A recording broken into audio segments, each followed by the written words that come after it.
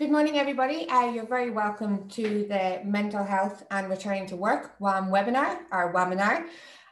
So I'm going to be your host for today. So could you please bear with us if the webinar is interrupted by maybe technical difficulties, broadband connections, and other kind of things that might occur. Currently, there's a fly flying around in my kitchen, so you might see me swatting the fly away from the screen.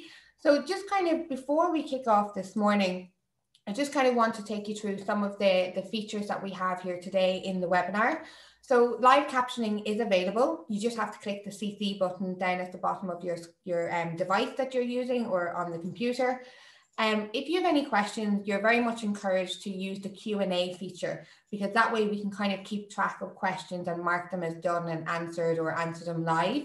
There's also a chat function as well, so you're very welcome to share your thoughts and comments with other attendees. However, I will ask that you be mindful of what you do share and not to share too much personal information or identifying information in your questions or your comments, because it is a public webinar. So just kind of be mindful of that, but very much encouraged to do ask questions. I also have my co-host Niamh, who's going to do all the technical bits, share some links in the chat to relevant documents and stuff like that. And then again, if you're on social media, you can use the hashtag webinar. So our two presenters today, our first presenter will be Fiona Coyle, who's the CEO of Mental Health Reform. We also then have Barbara Brennan from TheChange. She's the program coordinator. So before we kickstart, I might ask my colleague Niamh to just share a poll. Just want to kind of see where everybody is coming from and whoever's watching here today. So we did have 120 registered for today's webinar. So I see that we have about 50 attendees currently. So this is absolutely amazing. We do know there's a lot of events happening this month. It is Mental Health Awareness Month, and particularly with the Green Ribbon campaign, which Barbara is going to talk about later on. So just kind of while you're kind of voting on that particular poll, just kind of one for those that are new to AHEAD and WAM, just want to give you a bit of background about who we are.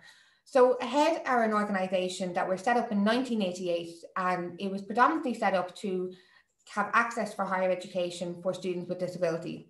However, we have changed our strategy, so we are now working to create inclusive environments in education and employment for people with disability. So working with the further ed sector, the higher education sector, and with employers.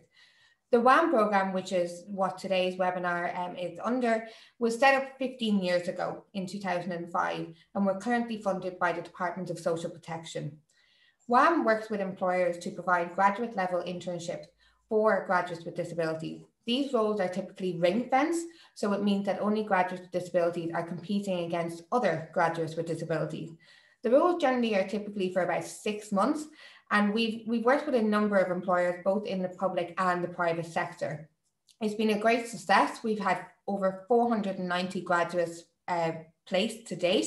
And one of our recent publications, our research that we did with our graduates who were placed over the last 7 years, we found that actually 80% of them secured employment as a direct result of their internship or placement. So it really does work. So Niamh, I'm going to get you to end that poll and then maybe share the results on the screen so everyone can kind of see where everyone is coming from. So I'm just kind of looking at the poll here. So we have 30% of attendees kind of working in the HR area, 11% work in the Disability or Access office within their organisation. We have 23% who are a line manager and 36% who are just a regular employee. In terms of sector, we've quite a large proportion of public sector organisations here, 61%, private employers 16%, higher education 2%, further ed 7%, not-for-profit 11%, and then other would be 2%. So thanks very much, Niamh. If you wouldn't mind stopping that share, that would be great. And I'm going to stop my share and then ask Fiona to unmute her mic and unmute her video, and let Fiona do the presentation and introduce herself here today.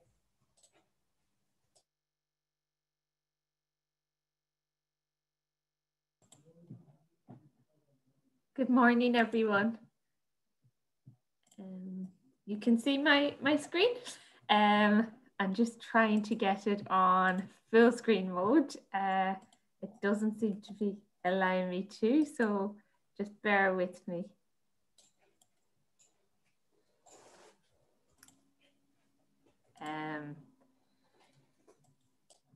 Yeah, maybe let's go ahead and I can just flick down through them. It was working in our practice session, but these are the challenges that we face with technology. Yeah, so good morning and thank you so much to Head and the WAM programme for inviting me back and to having a specific a seminar on mental health. You know, mental health is such an important topic when we're discussing workplaces, and now more than ever, you know, we know that the COVID pandemic has impacted the nation's mental health.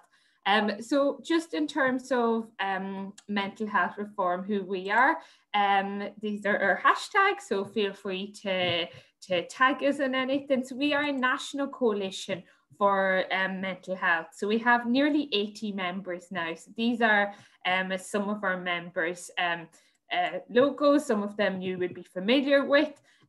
So we are, I suppose our members represent a diversity of interests. So we have members who deliver mental health services, members who work on kind of ethnic minority rights and mental health, children's rights, disability, members who like AHEAD who are working in this specific space. And mental health reform, we provide a platform for all our members to come together and to share with one really strong collective voice what needs to happen and what needs to change to ensure that people in Ireland, he or she or they, wherever they may be, from Waterford to Donegal, that they have access to the supports and services that they need for their own mental health recovery journey. So we do a lot of campaigning. You might have seen us, we've been doing a lot coming up to the budget yesterday to try and ensure that the investment is there to deal with the increased demands. Yeah, so just, I suppose, the next slide, like we work with, you know, we work on campaigning. As I was saying, we have a 24/7 campaign that we run every year. We engage with our stakeholders and we also empower people who have lived experiences. In our perspective, probably the most important voice in all discussions are those who have lived experiences of accessing our mental health services, their families and their carers. And we've also been involved in some kind of pilot projects looking at ensuring that people with mental health difficulties get access to employment, are supported to fulfill their kind of lives in terms of accessing housing, employment and things like that. So where are we? I seen this image recently and I was really struck by it and by the caption that came with it that said, you know, we're all in the same storm at the moment, but we're not all in the same boat. And I think that that's a really powerful phrase especially when it comes to to understanding people who are living with mental health difficulties, the mental health difficulties that have been brought on by COVID. All of us are on a very unique journey at the moment, it has to be said.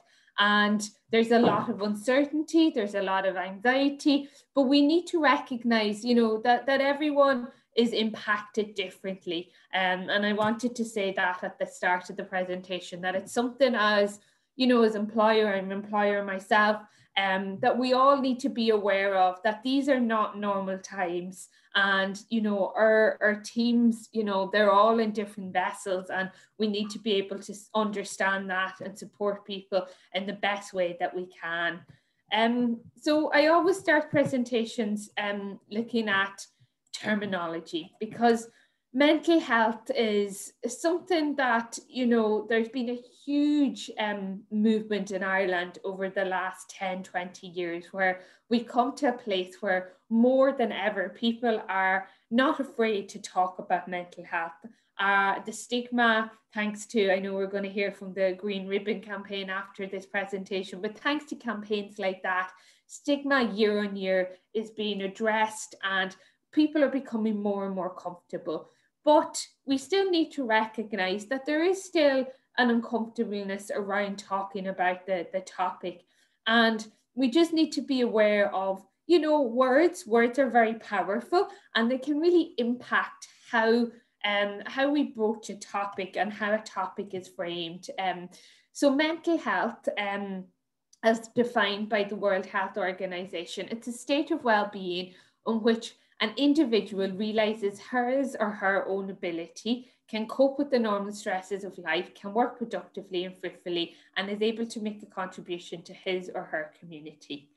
And then people with mental health difficulties, this is the term that we use in mental health reform.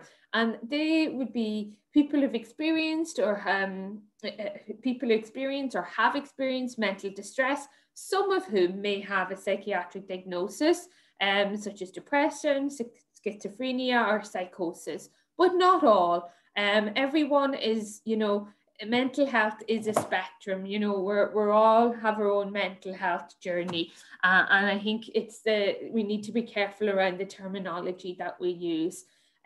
Well-being is something I kind of wanted to touch on, and that has really been a word. Mental well-being is something that has been so much discussion on during COVID. We've seen lots of campaigns, you know, how to ensure you're protecting your mental well-being. Go for a walk, read a podcast, you know, talk to a friend. And while I think it's really important that we all take steps in our lives to ensure that we're kind of investing in self-care, we also need to be really recognize the fact that, you know, not everyone going for a walk will resolve their problems like that. You know, it is okay to need additional support. And well-being, you know, for different people, it means different things. And some of the kind of the people I've been engaging with over the last number of months have found that actually this broader well-being narrative can be quite stigmatizing to those who are living with, you know, perhaps severe or enduring mental health difficulties. So we need to realize that everyone is on their own journey, own path. And, you know, while well-being is a very important topic to recognize, that we need to ensure that we're being inclusive with everyone who's living with a mental health difficulty during this time. So COVID, I'm sure we're all sick to the back teeth of this word, of the terminology.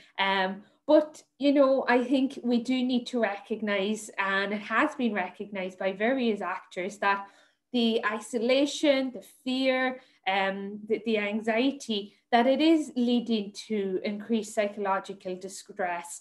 And we are seeing already that there is increased demand on services. So some of our members have seen from 50 to 400% increase for demand for the services they provide.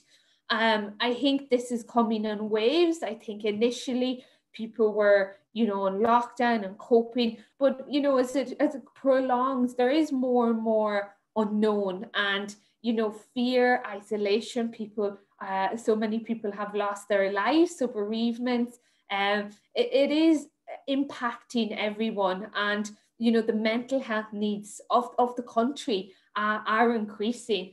And so we're seeing, you know, people coming forward with new mental health difficulties, but we also need to recognize that those who have been living with mental health difficulties and accessing services have also been disproportionately affected. So maybe the services weren't there during the initial stages, and the fear, the isolation is also not helping their situation.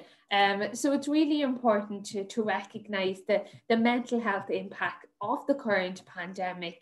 Some of you might have seen this, but there was a piece of work commissioned by RTE Primetime called The New Normal, that really looked at, you know, how COVID has changed Ireland and what are our priorities as a country. And you can clearly see there, you know, a large number of those who've responded felt that both theirs and their children's, which is an important thing to take into consideration, mental health has been impacted by the pandemic.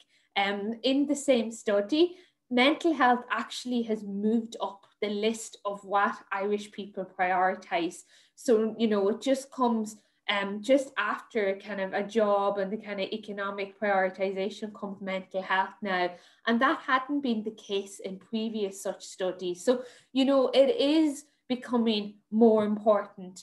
And, you know, it's something I think, you know, it's something that as employers and as those who are supporting staff, we need to recognise, you know, the unknowns of the situation and how difficult it is for people at the moment, kind of living in this pandemic, working from home, unsure, a lot of people, if their jobs are going to be there into the future, if their partners' jobs are going to be there.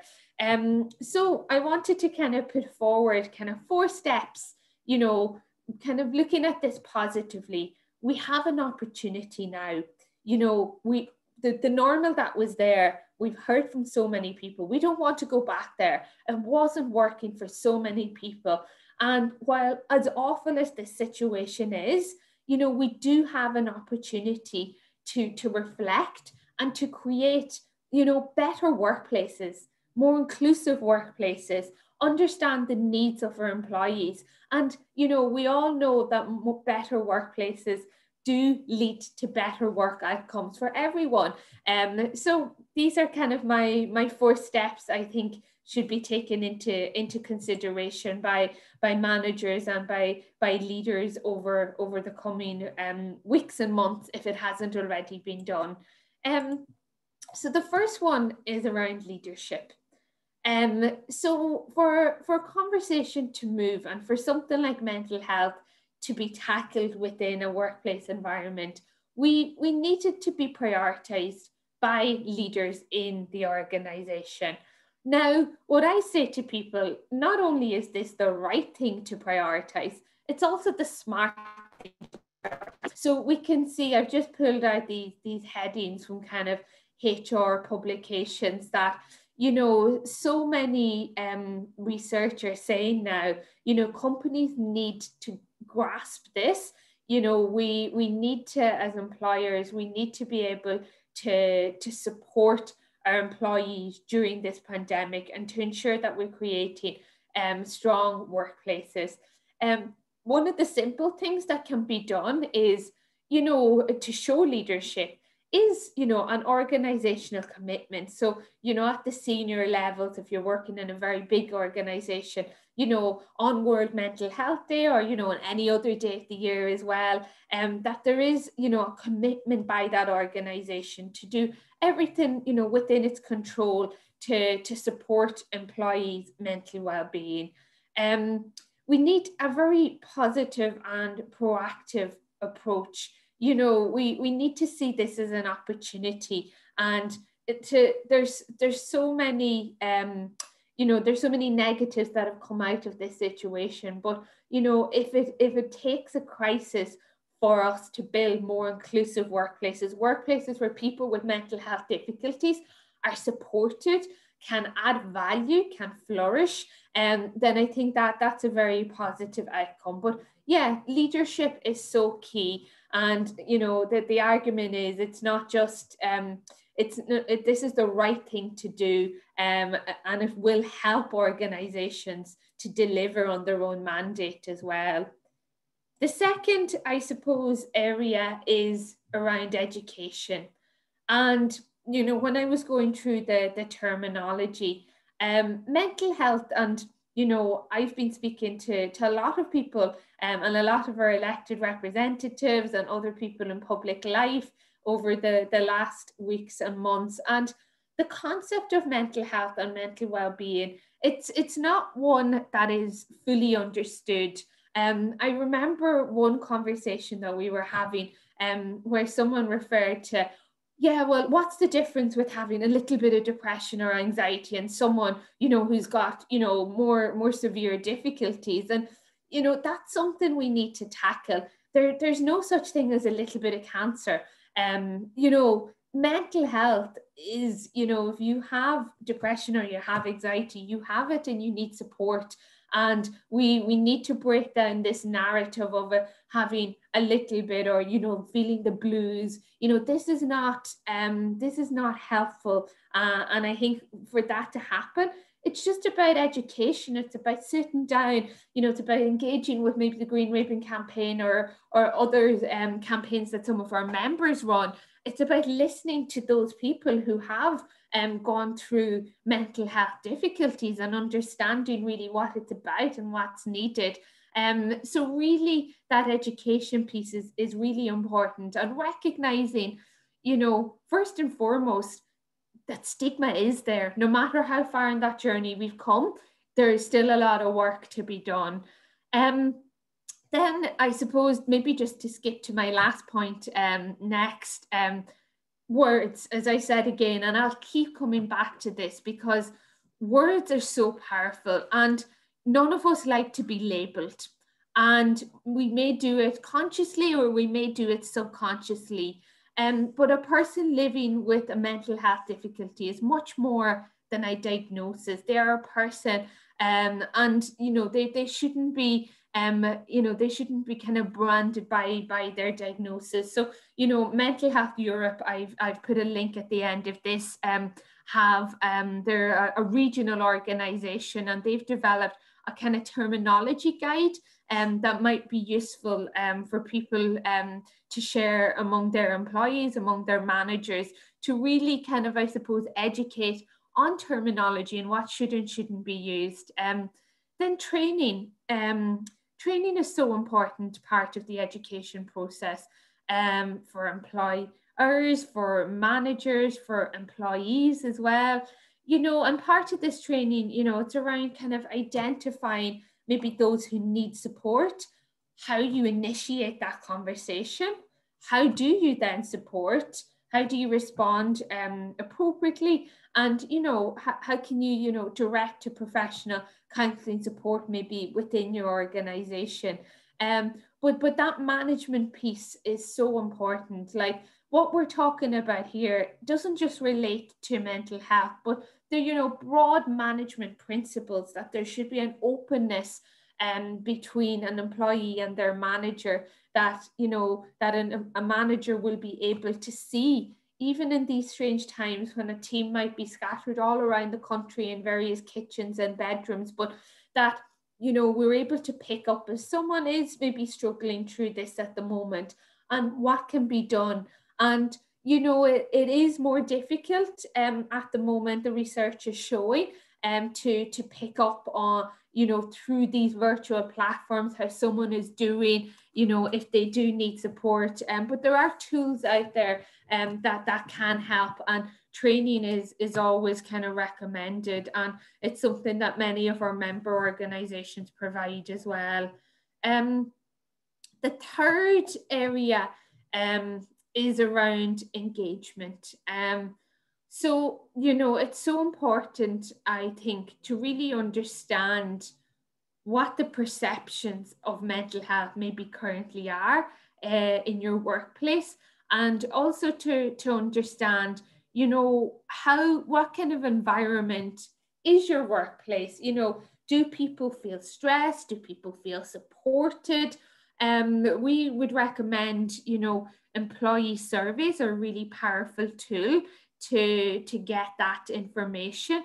You know, you can set up focus groups if it's a very, very large organization as well, bring certain cohorts of employees together confidentially to discuss, you know, the workplace. But it is very important to take a step back and to realize, you know, as I was saying, that there is still a lot of stigma around mental health out there. And, you know, it's ingrained, it's in maybe we're unconsciously not even aware of this. And it's really important that we kind of take a step back and maybe put some tools together to engage that kind of perception in the kind of in the workforce. Some kind of really simple steps that could be taken. All of us are probably starting to do, if we haven't already done, COVID home risk assessment forms.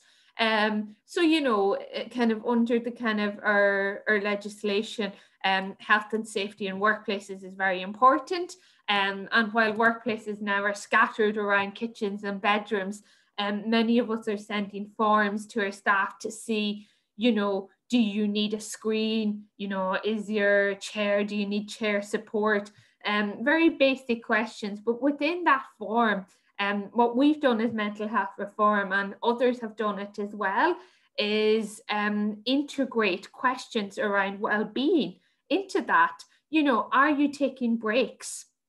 You know, are you talking to anyone in the day? Like, I think what's really important to realize is that we're not working how we would normally work. So if you're in an office, there are a certain number of productive hours that you have in your day, but that's dispersed by, you know, a chat about what happened on EastEnders last night, or an informal catch up over a cup of tea, you know, a walk about, you know, while we've lost a lot of that. And it's really important to check in with staff to see, are you taking breaks? You know, are you sitting at your computer all day without taking a break? Do you feel connected in to your work colleagues? You know, do you feel isolated? Is there anything we need to do? Do we need to set up an informal coffee chat once a week? But these are small steps. It just can be integrated into these forms that we're already sending out to our employees, and give us kind of an engagement and feedback that would be would allow us to better support them during these kind of unpredictable times. Then I suppose in the broader context, it's always recommended, you know, to develop a well-being policy, you know, and within that, to engage your staff and your teams, and to look at kind of promotion. How can we promote mental health within our workplace? Are we doing it well at the moment? Are there things we could be doing better? Management skills, recognizing, you know, that kind of supporting an employee's mental health is related back to developing and supporting managers and their skills, educating them, making them aware. When in some surveys that have been done by Mental Health Europe, it showed that, you know, the relationship between a manager and an employee is one of the single biggest things that has an impact on an employee's mental health and well-being. Within that as well, to ensure, you know, really basic kind of, I suppose, HR things that many on this call are probably doing already, but, you know, that everyone has a clear terms of reference, that, you know, when they're working from home at the moment, you know, they're clear what their role is, they're clear what they have to do during a week, that the communication channels, like those who they can raise something with, that it's clear, and that they're kind of being, that efforts is being put into communicating and having that increased dialogue that's needed during these times. Support then, you know, it's considered best practice that organizations put in place employee assistance program, so employees who may need support can anonymously contact these programs. So just kind of ensuring that support is there, that there is an openness there if people want to come forward and to discuss about their difficulties, that there is a formal process there as well. And I'll get to that in the next slide in a little bit more detail. And then employment overall, like within this wellbeing policy, you need to reflect that, you know, we need to be flexible. Like we need to move to becoming more flexible workplaces that are recognizing the diversity of kind of diversity that's needed. And especially with people with mental health difficulties, you know, flexibility may be needed. There may be times where adapted working hours may be needed, and to really have clear processes in place from an employment perspective that, you know, if someone is experiencing difficulty and has to take some time off, that, you know, they're really supported to come back into that work environment by the employer. So it's really important. This is all about engaging, talking, supporting. So then the final point I wanted to make is really around support, and it's about kind of adopting new or enhancing existing support. So, you know, if you start with, you know, leading, you know, recognizing mental health is something we're going to prioritize. We want to be, you know, a supportive, positive employer, and, you know, putting in place a really supportive work environment for everyone. You educate, you find out, you know, what is actually mental health and mental well-being. You engage with your staff, you find out, you know, how things are currently. And maybe what you'll find out through this process is maybe we need to look at what we have in place. Maybe we need to adapt them, or maybe we need to, you know, do more of this and do less of this. I've said this in the previous slide, but it's worth re-emphasizing, you know, just to consider reasonable adjustments for employees experiencing, especially those severe or longer term mental health problems. You know, just kind of ensuring that you're open to having that dialogue and supporting people through their difficulties. Return to physical work planning. So again, this is back to COVID. We don't know. I'm sure, like myself, many of you are working remotely and probably believe you are going to be working remotely, certainly into next year. But when we start to return to that physical office-based work, we do need to kind of be aware that that different employees may need different supports, and that it is, you know, a time of enhanced fear, of enhanced anxiety, and what can we do to make sure that that process is as seamless as possible. And then communication is so key at the moment, always key, I think, in any workplace. But, you know, really reshare any resources that are there. You know, we can't look into people's eyes. People are not there in front of you at the moment. You know, look at resources. There's some I've linked at the end of this, but there's others out there. You know, it's not, you know, it's not an employer's role to make everyone happy, but it's to ensure that we are setting up happy, kind of positive work environments. And, you know, maybe sending an email to someone and saying, you know, this is a checklist, a self-care checklist I've come across, might be useful for everyone. Understand it's a difficult time at the moment. You know, even by saying that and by acknowledging it and by recognizing it, it could make a world of difference for someone at the moment. Yeah, so there are kind of the broad kind of areas in terms of that I believe in mental health reform beliefs we kind of need to take into consideration. So we're going to hear from Sea Change now, which is brilliant. So these are some toolkits that are available. So there's the IBEC have a really good guide to mental health in the workplace. I also know that if you are an IBEC member at the moment, they're developing more and more resources specifically that can only be accessed by their members. And here is the Words Matter, how to talk about mental health, a 2-pager infographic that Mental Health Europe has developed that I think would be really interesting as well. Yeah, and happy to take any questions or comments at the end and to provide further information. But thank you. Thanks very much, Fiona, for sharing your presentation. I know we heard from you back in June, so it's really interesting to see some of the things that have come out since June, because obviously we were very new to COVID and stuff like that, so it's brilliant. So just a reminder to everyone, please do ask questions in the Q&A box. We will have about 10-15 minutes at the end of today's webinar for questions. And also we will be sending Fiona's presentation out to all attendees here today alongside Sea Change booklet, which Barbara is actually going to talk about now.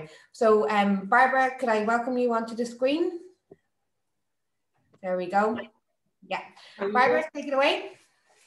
Thank you very much, and thank you for inviting me to have a conversation with you today. It's wonderful that we are having a conversation. I think it's so important. I think it's really interesting, some of the points that Fiona made, the thing about the idea of talking about next normal. We really do need to understand that this is a long-term thing that we're going through. And I think in the beginning, when we started into lockdown, we started into all these things, that we didn't understand how long it was going to be. And I think it's starting to affect how we think and feel from a mental health perspective now in a different way. And particularly in the workplace, again, Fiona mentioned about working from home and some of the different challenges that we're having. So it's about how do we really have those conversations and what do we do in that space. You know, the idea of creating more inclusive workplaces and more open culture is really what we do. So I suppose for anybody who is on the webinar that doesn't know me or doesn't know Sea Change is our national stigma reduction program. And what we do is we look at the language around mental ill health, and we look at how do we help change perceptions around mental health and mental illness. So one of the things that you may be aware of is the Green Ribbon. We're currently running our Green Ribbon campaign, which was postponed from May. And the idea of that is that if we all wear green ribbons, people will see that, you know, I'm open to have a conversation about mental health. I know something about it. And maybe it's that piece of having a chat, having a cup of tea. And again, going back to some of the things that Fiona said, really about tipping off the, how do I make it easier to support somebody? How do I open that conversation? And what is it that I can do in that space? So really our Green Ribbon campaign is for everybody.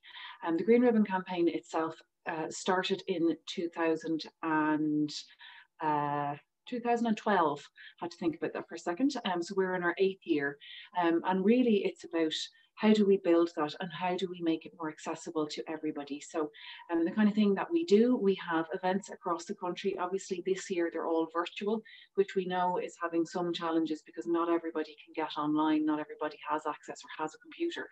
The kind of things that we have also been doing is making sure that there are articles in the paper, that we have things on the radio. So there's a lot of different things that are going on that are adjusted for this idea of the next or new normal. And the other kind of things that Sea Change does, we have ambassadors who are people with lived experience, and they are part of our campaign to share their stories and really see how can we individually make a difference. Because while we're talking about workplaces and we're talking about what the organisation can do, it's also important that as individuals we all say, well, what is it that I can do? How can I make a difference? And for me, certainly, that's how I approached Sea Change and how I became involved and how I got to where I am with the programme and with the campaign. I was one of the very first ambassadors because I'm a suicide survivor myself. I had 15 years of severe and enduring mental illness. And it was really only when I started to get well that I understood the concept that people can and do get better. It was something that I never knew before, I never had heard, I didn't understand it. And I didn't understand my own responsibility in my wellness journey either. And it's something that only as we start talking about it that we can help each other find those ways. I think the pandemic has really given us an opportunity to have more open conversations about mental health and mental illness and have different kinds of conversations, because now we can talk more openly about feeling anxious or about feeling lonely or feeling distressed or feeling stressed. You know, all the conditions that we're under, like that working from home, maybe we're now juggling parenting or caring for somebody who's ill or somebody who's elderly, or, you know, maybe it's the pressure of still having to travel and being concerned about the germs in those ways. So from all of those things, it's about how do we have different conversations. And for me, really learning what stigma is, because I think while we know what that word is, not understanding it in such a real way and in a physical, personal way is where we have the problem. Because in working at Sea Change for 10 years, I have yet to meet the person who has gone to learn to do stigma to somebody. And yet stigma exists. We still see people dying every single day of the year, not because of their mental illness, not because of their circumstances, but most often because they feel they can't talk. They are afraid, they are ashamed, they're embarrassed, and there is no need for those elements to be there. Surely, if we are all human, which we are, and we all have emotions, which we do, then we should be able to recognize when somebody is in distress. And I thought it was really interesting when Fiona spoke about having a little bit of cancer. You know, this idea that our mental health is something that it can come and go and we can just get over it or move past it. You know, sometimes that is really a challenging idea. And if that's what we think ourselves, how can we move past that to go and seek that support? Particularly when we're talking about workplaces, it's about how do we have those conversations, both for the people that are working with us, but also for ourselves. As a team leader, I have to make sure that I look after my mental health, because I cannot look after my team if I don't look after myself first. And it's one of the things that, as part of our workplace program, we developed a workshop that really discusses, as leaders, how do we have these conversations? But even before we get to the conversation, how do we understand the topic? How do we understand what mental health is? How do we understand our perceptions? How do we understand our prejudices? And this is the thing, going back to stigma as well. Stigma is this idea that we have pre-decided something about somebody. We have already made those choices. We've already made those ideas. And this is in a split second. Without knowing anything about the person or about the illness or about how they're dealing with it, we make these assumptions. And then on those assumptions, we make a number of changes. So those are the things that we really need to start looking at and understanding. How can I make an impact on that, and how can I change it? For me, really working with Sea Change has been about understanding where I fit, because yes, I want to make societal change, and yes, I want to help other people to make a difference, but I have to start with me first. And when I was diagnosed with mental illness at the age of 14, I remember looking at other people with different mental illnesses to me and thinking that some of them were worse than me or scarier than me, or had all of these perceptions. And it's only as I have lived with mental illness and wellness that I started understanding that my perception was wrong, that my language was wrong, and that the way I was thinking about it was wrong.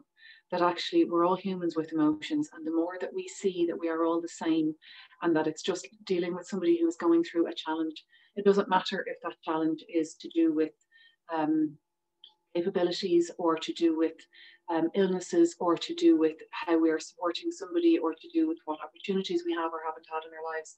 There are so many different challenges that we have. And I think if we can understand that piece, will help us to be kinder and more compassionate in how we approach people.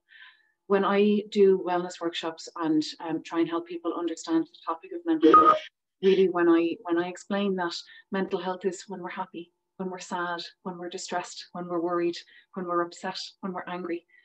When we can understand mental health in that concept, then we can start accessing and saying, well, I don't know what it's like to experience mental illness, but I know what it's like to have those feelings. I know what it's like to worry. I know what it's like to be concerned about somebody. I know what it's like to be upset. So now we can come from a place of empathy. And really, that's what we want to look at. Looking at the language, I suppose, what we really want to see is how we can change people's ideas around the perceptions of mental ill health. One of the booklets that you will get the link for is this here. It's What is Stigma? This is a guide based on research that Sea Change has done over the last 10 years. And we are repeating it again this year. And one of the pieces that's in it, I know you won't be able to see it fully here, but it's public perception and self-perception. And this idea of public stigma. So this is stigma being done to you, or the self-stigma, how I do it to myself. So for example, if I go to a store and I feel like I am being treated differently because I perceive that somebody thinks I have a mental illness, so they're not going to speak to me or they're going to treat me differently, I'm going to go home and say, that was a really difficult experience. I don't want to go back to that shop. So now I'm going to isolate myself. I'm not going to go to those shops anymore. Those are the kind of things that we see. We also see people saying, you know, I'm not good enough, I'm less than, all of these kind of pieces. And that's then when we start saying, I am seeing this idea of this perception of me and I'm accepting it as true. And now I'm treating myself and changing my behavior. So really, when we talk about stigma, what we're also talking about is discrimination. And the discrimination is actually a behavior. It's not something that's just out there. It's a behavior that we do. And the thing about behaviors is it's a really cultural thing. And here's the thing about culture. Culture is either something that happens to you or because of you. And this is the bit that even if we do nothing, we are still contributing to that culture. And this is where we need to be really aware of, if I do nothing, I'm contributing to that. But also, what is it that I think about these things? Because really, most people don't give themselves the time to think about stigma, to think about discrimination, or how I would think about that. So I'd really recommend having a quick look at this little booklet. Just mentioning about disclosure, maybe it would be worth having a quick discussion on that. From a point of view of, again, going back to COVID-19, we are all in a position now where we are starting to struggle in different ways than we ever have before. And I'm getting asked a lot about how to approach the idea of disclosure, whether it's somebody saying, I would like to tell my employer that I have a mental health condition and I need additional support, or whether it's the employer approaching it and saying, I believe there is somebody on my team who has a mental health condition and I need them to disclose to me so that I can help them. So to take it from the employer's stance first, essentially it's none of your business. You should be offering the support regardless of what it is that you know. And from an employment law perspective, it is the person's right not to disclose if they don't want to. I know that's a very difficult approach, but I suppose my perspective is that if we are kind and if we offer all of the supports we have, regardless of what the issue is, then there is more chance that that person will feel supported and they more likely will disclose of their own accord, rather than us feeling that we have to drill it out and get all the information. So from the person's perspective, then, obviously, the more that you are open with your employer and your colleague from a point of view of, I need to get this support, sometimes giving somebody a little bit of insight into what it is you need, how you need it, and why, can help the process, and it builds trust. But obviously you have to feel trusted, you have to feel trust of your employer, and you have to feel supported before you'll have that conversation. So sometimes it's worth going and finding out what are the supports that are available in your organisation before you choose to disclose.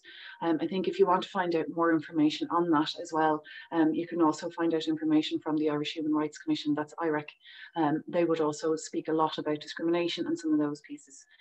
Lastly, just to go back to COVID-19, one of the things that we did when we started seeing that this was going to be more long-term, we started looking at how can we have different conversations around mental health in our workplaces, and particularly around COVID-19. So we have developed this booklet, which will be shared with you and is available for download on our website. So it's a new reality living with COVID-19, returning to the workplace. And what we did in this booklet was we looked at anxiety. So what is anxiety? What does it mean? What's the difference between anxiety in this moment and an anxiety disorder or a mental illness? Because there is a difference between the two. And then looking at, the challenges that I'm going to face, what does that look like? So what kind of things am I going to come up against if I'm in my workplace or if I'm at home? So we've broken it down. It's nice with lots of colours and lots of pictures to make it easier to digest. We've got lots of tips and tools. So it's a point of view of, here is the challenge and here is the tip. So for example, I'm arriving and having to touch door handles and surfaces that other people have touched, and I'm feeling very stressed about that. So then we have the examples of things that might be helpful in that situation. So there is an awful lot in this booklet looking at anxiety, looking at stress, looking at how we have conversations with children even around this. So I'd highly recommend downloading something like that. Again, just going back to what Fiona said about organisations having EAP and the different things that we need to look at work. If you are not aware of the services that are available in your workplace, today is the day to find out. If you have never found your EAP program, you need to find out what their phone number is and what questions they're going to ask.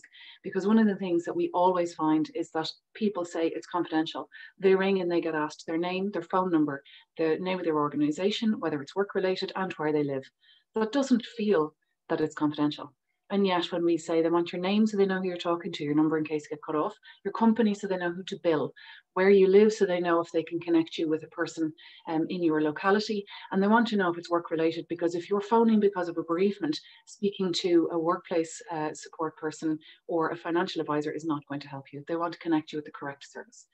So understanding what's available is really important. I would also flag yourmentalhealth.ie. It's a fantastic service with drop-down county by county information to find out what is available in your area.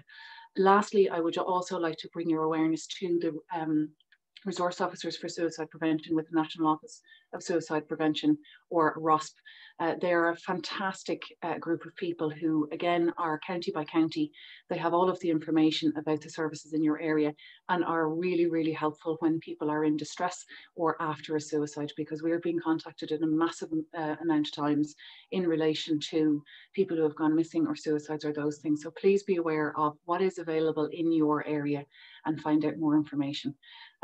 lastly from us, really the piece about leadership in a workplace, I think, just to touch off what Fiona said, it's really important that we walk the walk and we show the way. So for example, if I'm telling my team to take their lunch but I'm not doing it, their perception of what I'm saying to them is different. So I need to mind myself first. Lastly, we also need to check in with ourselves. So we need to be, going back to what I said at the beginning, I can't look after my team if I don't look after myself. While we need to show the way to our teams, we also need to remind ourselves to have that time to check in, have that time to defrag a little bit, to get off the screen. Because I know for me, certainly, we're in the middle of a national campaign. I'm online all day long. So one of the things I do is I make sure I take screen breaks and I do small things for myself to maintain my wellness. It's so very important. I can just see a question came in there across for green ribbons. Absolutely not. They're funded by the National Office of Suicide Prevention. If you would like to get green ribbons, they're available individually from our distributors in Boots, AIB and Air stores. If you would like to place an order, you can go to our website, that's seechange.ie, and we are still delivering around the country as well. So you can certainly order ribbons from those. I'm very conscious of time. I think I've gone over a little bit. So if you would like to find out more about what we do or to find out about our workplace programme and the 6-step pledge that we have, you can email us at workplace@seechange.ie, and our website is seechange.ie as well. Thank you so much for your time today. Great, Barbara. Thank you so much for presenting. So I might actually ask Fiona to come back on the screen because we will have a bit of time for Q&A. There hasn't been any questions yet. I think people are just kind of sitting back and taking everything in, which is great. You know, I've certainly kind of picked up a few bits and pieces, and you know, I am guilty sometimes of, you know, not taking my breaks, but telling my team to take breaks. So I think you've kind of, you hit home there with me, Barbara, going, oh, maybe I should do a little bit better about taking care of myself during work, you know, so I think that's a great point. So I do have some pre-scheduled questions for both of you guys here. So Fiona, I'll probably direct the first one to you. So you did mention in your presentation that you've seen a 50 to 400% increase in the demand for services. And, you know, we all know the budget came out yesterday, and I know Mental Health Reform had predicted an estimate of 80 million euro that was needed to maintain the existing levels of services, but also for new services. The government announced 50 million. So what's your reaction to that? And what do you hope to see that 50 million euro being used for? Very big question, I know. Yeah, no, thank you, Karen. And first of all, to Barbara, that was, yeah, I think we should just take that presentation and show it in workplaces around the country. It would make such a difference. But it's all linked in terms of mental health. It hasn't been prioritized by your country. You know, it's always been something that hasn't been talked about out in the open. And you know, we've seen, you know, long waiting lists, people looking for support over the years. And, you know, we were happy yesterday that we have gotten an additional, so it's 38 million that's going to go into the development of new mental health services. And we had asked for 50. So, you know, we didn't get everything that we believe is needed, but it's still a really positive first step. You know, we've a new mental health policy. And what's really interesting about the new policy is that it's not just viewing mental health as something that an individual has to look at. It's looking at, you know, what I heard is we don't all have an equal opportunity to flourish in this world, you know, which is, you know, it's a really stark reminder where you're born, you know, your opportunities, it all feeds into our mental health and well-being as well. So the new policy takes a much broader look at things, which is really positive.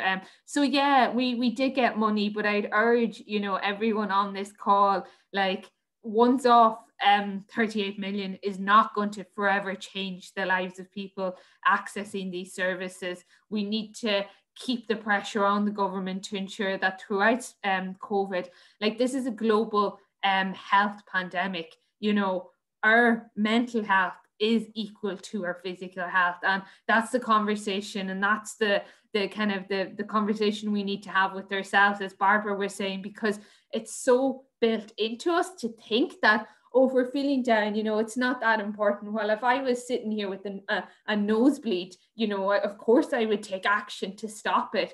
But it's almost that conversation we need to start having with ourselves as well. And we need to verbalize that and to continue to make noise around it. So yeah, please continue to join us as we continue to fight for funding and investment into mental health.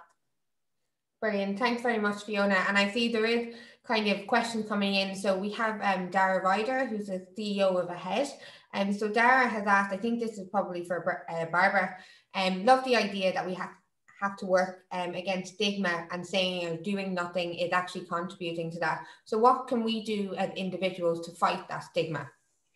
I think there's a number of things. Obviously, I'm going to start with the Green Ribbon. You know, it is Green Ribbon Month this month. Usually it's in May, and also you don't have to just do it at this month. When we're in the workplace, it's about how do we build that culture. So, for example, every morning I check in with my team, and it's a matter of how are you doing this morning. And before we have a meeting, we start with let's take a couple of minutes and just land, and how are you doing? And it's this idea of I have 2 of those and 1 of those, and that's for a reason. I should listen twice as much as I speak. So listening and inviting people to have conversation, what that does is it really opens the door to people to feel that they can have a discussion that's difficult if it's going to be about their mental health. If we don't have any discussions about normal stuff in the first place, then we're not going to be able to have those difficult conversations. So it is about making sure that your door is open. When we're thinking about stigma and discrimination and the language that we use, to be really, really mindful of the words that we use. So for example, I've heard a lot of people talking about how crazy it is down in the shops, or I'm having a crazy day at work, or things are absolutely bonkers or mad. All of those things, because we're feeling under pressure. And what I see when people use that language, the person who's using the language, you can nearly feel the anxiety coming out of them. Because when we say, I'm having a crazy day, that feels overwhelming. It feels like we can't deal with it. And what it does to the person listening, they also feel that. But if it's somebody who has been stigmatized before, they hear that language and now they're saying, I can't talk to that person because that's their perception. If that's the language they use, they won't understand. So what we can do instead is say, like, I'm having a challenging day, I'm having a difficult day. Why are we using that language? What is it specifically we're trying to say? So looking at our language, wearing the green ribbon, and finding out about campaigns like Sea Change, or finding out about the work that Mental Health Reform does, talking to people who have lived experience and saying, what would you do differently? What could I do? So it is about our own involvement and taking our own responsibility, I suppose, to say, well, what more can I do? And really considering that, but asking. Brilliant. Thank you so much, Barbara. There actually is another question that's come in here. It's from an anonymous attendee. So if you are aware of a colleague struggling with their mental health and maybe you're concerned for their well-being, do you have a duty of care to report that to HR, particularly if it's related to their work and it is impacting on their work and the isolation and all that kind of way? Like if you notice a colleague, like what do you have to do? Does anybody want to take that, Barbara, Fiona? Well, I'll start, I suppose. So there's a couple of different pieces from a perspective, like I said earlier on. If somebody doesn't disclose and they don't want to, that is their right. So in the same way, if I notice, let's say, Caroline, that you and I are working together, and I notice that you're not yourself, or I notice that your work has changed, or something goes on in the background for you, and I notice that that's happening. So my first protocol would be to check in with you, because maybe something is going on, and maybe it isn't a mental illness, maybe it isn't a larger thing. I should check in with you first. If I am going to go and notify somebody else, realistically, I should be checking in with you first and seeking your permission. But if it's a thing that really things are really out of control, then it would be a matter of going to my manager, or if it needs to be escalated, really your protocol should be to go to your direct manager and have that discussion and let them, because it's not your particular place to do that. It would be the manager's place to look after their team. And then in the same way, it's very much around the disclosure, the choice of the person whether they disclose or not. What the company does need to do is make sure that they are consistently offering support. So it's not a matter of, well, they didn't disclose, so we didn't offer support, so the onus isn't on us. It doesn't work like that. Whether they disclose or not, the onus is still on the company to offer the support and to make sure that that is there. So from an individual perspective, the duty of care isn't on you as an employee. The duty of care is on the employer. So I hope that's a little bit helpful. Yeah, maybe if I can add, I completely agree with Barbara that the first point, it should always be to check in with the individual, because I think you don't want to cause a situation where someone feels stigmatized or defensive, and you may not understand everything that is going on in someone's life. But just to say as well that at the moment, back to the point I was raising in the presentation, we're at a disadvantage in terms of our colleagues, and we don't know who we need to send support to. And what I've been trying to do, as kind of a team leader like Barbara, is to send information regularly. So every 2 weeks to send, here's a link to an employee assistance program. Here's something I came across on self-care. Because at the beginning of COVID, sure, there was Excel sheets of how to look after yourself, this and that. But the longer this is going on, it's becoming more normalized, and it's not, this is not an ideal situation for very, very many people, if not everyone. So just maybe to continue to share that information, just in the hope that you might give it to someone on a day that they might need it, but to program it in that the communication needs to be more regular in these times. And if I could just pull up on a comment that was put in as well about making an assessment of somebody's mental health. It is really important that as colleagues or as employers, that we do not assume the space of saying, well, I've had a conversation with somebody and I think they have a mental health problem, so this is how I'm going to respond. The only person who can make that appropriate assessment of a person is a medical professional. So if there is a question around somebody's mental health, that is between them and their mental health professional. If a workplace is saying from a workplace perspective, you're not completing your duties and we feel there is a duty of care, then it's about how do we go down the route of help and doing different things that way. But it is not on a manager to look at a team member and say, I think they have a mental health problem, so this is going to be how I respond in that way. It is absolutely not appropriate. So I think that was really important, just to pick up that piece and make sure that nobody feels that we should be in that position, because that's not what it's about. It's the same way if anybody has heard of mental health first aid. Even if you are a trained mental health first aider, you do not have all the answers, and you are not trained as a person to make those diagnostics. You're there as a responder to respond until appropriate care arrives. So just to take that pressure off individuals, I think that's really important. And thank you very much for the attendee who put that in. That's brilliant. I think that's really important, the whole concept of disclosure and kind of imputing a disability on someone, be it mental health or otherwise, you can't do that as well. And I think that's a great point, is just ask the person how are they getting on. I think that's really valuable. We do have a couple of more questions. We have about 5 more minutes left of the webinar. So we have a question from Claire Moran. She's just wondering, do you think they should be teaching about mental health in school, in primary school even? And is there work being done already? Maybe there is. So yeah. So on Saturday, the Minister for Mental Health and Older People and the Minister for Education, Norma Foley, launched a leaflet to go into every, I think, primary school in Ireland around mental health and mental well-being. So I suppose there is recognition that now more than ever, we do need to have kind of open conversations and for people to be aware. Some of our member organisations do programs in schools. So for Jigsaw, Lust for Life is another organisation. But again, I suppose it's back to, there are really brilliant pockets of work happening in different places around the country.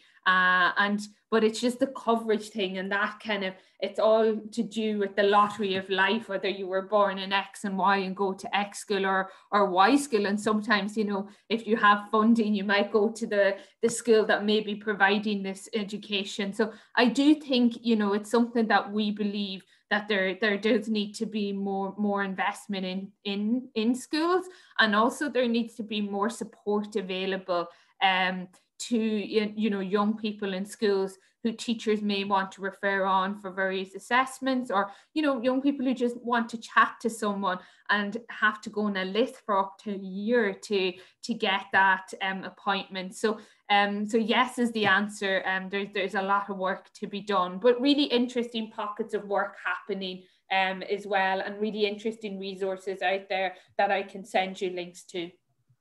Brilliant. And thank you so much, Fiona. We might just have one last question to close up. Barbara, I know you kind of mentioned about the workplace pledge. So perhaps you could kind of give some insight into what that means and how companies can avail of that. And you have an action plan and there's a couple of steps. So if you wouldn't mind kind of letting attendees know about that, that would be great. Absolutely. So we started doing presentations back in 2012, 2013 for workplaces. And what we saw was that some organizations were ticking the box and they had now done mental health. And then we had the opposite, where we had other organizations who really wanted to take this on board and make a culture change. So we developed a 6-step program. So the 6 steps are line managers training, implementation and overhaul of policies and procedures, training and awareness for staff, looking at mental health champions, looking at disseminating and getting information out to your shareholders and your stakeholders, and then becoming an official Sea Change workplace. So what we do is we go in and we have a 3.5-hour workshop that looks at the topic of mental health, what we understand that to be, the topic of stigma, and how we understand what stigma is, and then putting that into the personal perspective and the workplace perspective and the impact of stigma in the workplace, and then looking at culture change and supporting and signposting. Our workshops are partially funded by the National Office of Suicide Prevention. We have just launched the online version, so we've spent the summer moving it online and it is now available online. If anybody would like to find out about the 6 steps or to get the briefing document and find out more information, you can email us at workplace@seachange.ie. You can also find a small amount of information actually up on our website already. Our workplace people who, when they sign up for the pledge, we have a private section on the website that has a whole pile of information and documents for our organisations. We also, Fiona mentioned IBEC, we have partnered with IBEC and their line manager's guide is part of our supporting documents. As part of the workplace programme, it really is about the action plan you mentioned. The steps that we do with them is hand in hand. And then there are a list of other things that we would say, recommend that you do these kind of things. For example, like the mental health first aid training, or like bringing Green Ribbon in and getting it out to your teams, having those kind of conversations and doing those kind of things. But it could also be staff training on different things. It might be resilience training. It might be getting yoga workshops in. But how do we connect that with mental health? So there is a lot of different opportunities there. As part of our workplace program, we also run networking events where we bring our workplaces together to share what worked, what didn't work, and to have those conversations. And we try and do that once a year as well. So there's a lot of different pieces there. We also have a number of different booklets that go with our workplace program, looking at case law review, mental health policy documents, and then the actual training workshop itself. We have a booklet that goes with that for all of the participants. So there's lots of stuff available there. The other thing just to mention as well, I know there was a quick question which is really in relation to the kind of questions we get asked on our workshop. You know, how do I treat somebody if they're treating me very badly, or how do I deal with somebody if they're really in a bad space? So the first part of that is, you know, you can only look after your own emotions, and this idea, we all are affected by what people do to us, but we are really only responsible for our own emotions and our own feelings. So we have to work very hard to say, what am I in control of? What can I change? If somebody is acting in a different way, it's about how we let them do what they do, and we're going to change what we do so that we're not affected. But then if it needs to be escalated, that's where you need to then start tracking it and bring it to your manager's attention or the HR or those kind of things. And again, that's looking at culture. So this is really what Sea Change is looking at, the culture of the workplace. Do you feel comfortable to have those conversations? Do you feel supported? Do you know where the information is? If not, who do you go to find out? So all of those things are brought through our workplace program, looking at how do you support yourself in the workplace as a manager, and how can you have that conversation? Because really, when we go into workplaces and we say, well, it's for line managers and senior leadership and HR, what we're asking people to do is to take their workplace hat off and come as a human being and have the conversation, and then bring what they learned back into the workplace. And I think actually that's what we should be doing with all of the things that we're talking about with this, about discrimination, about stigma, about well-being, all of these things. If I learn it as me as a human being and I implement it in my life, then there is a stronger chance that I will be able to support somebody else with that. Or like Fiona said, to share that information, because I'll have that bit of understanding behind it. And I think that's what we can do. So again, if you want to find out about our workplace program, it's workplace@seachange.ie or the Sea Change website. Brilliant, thanks. And Fiona, do you want to say any last words before I close off? No, just thank you. And it's great to see so much interest in, you know, I think it's to excuse the pun, but there's a sea change in recent times around mental health. So yeah, just I think look at the resources, especially what Barbara's provided. And, you know, there's so many organizations out there to support and communicate at the moment, I think. And let's all be easy on ourselves as well. I think, you know, our own self-care is so important, and, you know, it's a strange time we're going through. So yeah, I think we need to really, all of us, I think on this call today, do something for ourselves today, you know, it'll impact both our work, our families, our community. So yeah, thank you all. It's been super interesting. Brilliant. Thank you so much to Fiona and Barbara for speaking today. I've seen the chat box. Everyone was just like, wow, this was brilliant. You know, really got something out of it. So I actually have my colleague Niamh about to share a poll, just an evaluation just for ourselves. So you will be sent a SurveyMonkey link just to complete an evaluation. Really would love if people could fill this in. It makes we kind of look at this to try and decide what future webinars we're going to be doing. So that would be great. You also will get the presentation and the PDF copy that the guide with COVID and returning to work by Sea Change, that will be sent to all of the attendees within the next 15 minutes. There will be a recording of this webinar available at some point next week. So keep checking back on the AHEAD website. And just to kind of also say that I'd like to thank Angela Glancy for organising the webinar, and for Niamh, and to all the staff in AHEAD. And next month is actually our last webinar of the year, and that's on November 18th from 11:30 to 1 o'clock usual time. And it's going to be around disclosure and bringing your whole self to work. So it's going to be run by my colleague Rachel, but we're going to have all the AHEAD staff involved in that one. So please do sign up. The link is in the chat box, and also you will be sent that link as well. So thank you everybody for coming along here today, and hopefully see you all next month. Brilliant, thank you.